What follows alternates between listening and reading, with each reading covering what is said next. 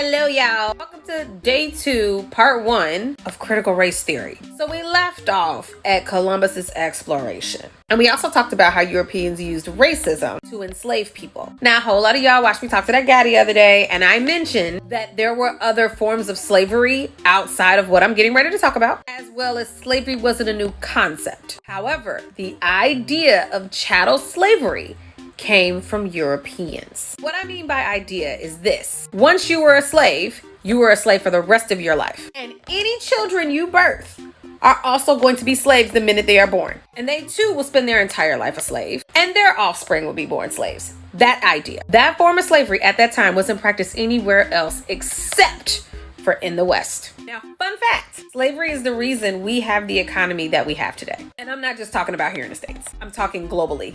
Literally, how we trade today is because of how they traded back during slavery. They weren't just picking up slaves from Africa. They were picking up goods as well, especially things that could be harvested. They would take the slaves from Africa back to the West. The slaves there would harvest everything. That would get packaged up, and then it would get shipped to Europe, where Europe would turn it into food or clothing, all for people to buy.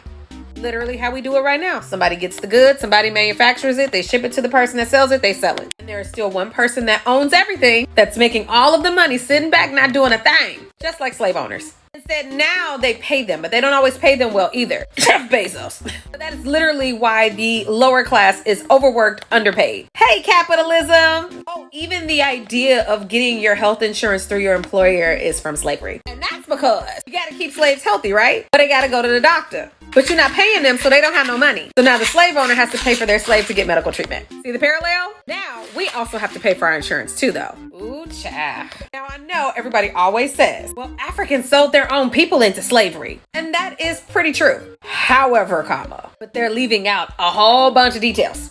First things first, Europeans definitely learned how to enslave people from Africans. But one, these slaves were always treated poorly. And two, they were never slaves for the rest of their lives. These slaves were often prisoners of war, or it was actually a punishment for a crime. Kind of like how our laws is set up now, where slavery is illegal unless it's a punishment for a crime. That's that fine print in the 13th Amendment. I also must note that the reason Africans were the ones chosen to be enslaved is because Africans were used to working in hot tropical climates. They were used to the food indigenous to those areas, and they were immune from many of the diseases. Muy interesante. So like I said, Africans were okay with selling their own people as slaves at first because they were under the impression that this was not a permanent thing because their form of slavery wasn't permanent. Go to part 2 to find out how they took advantage of my people.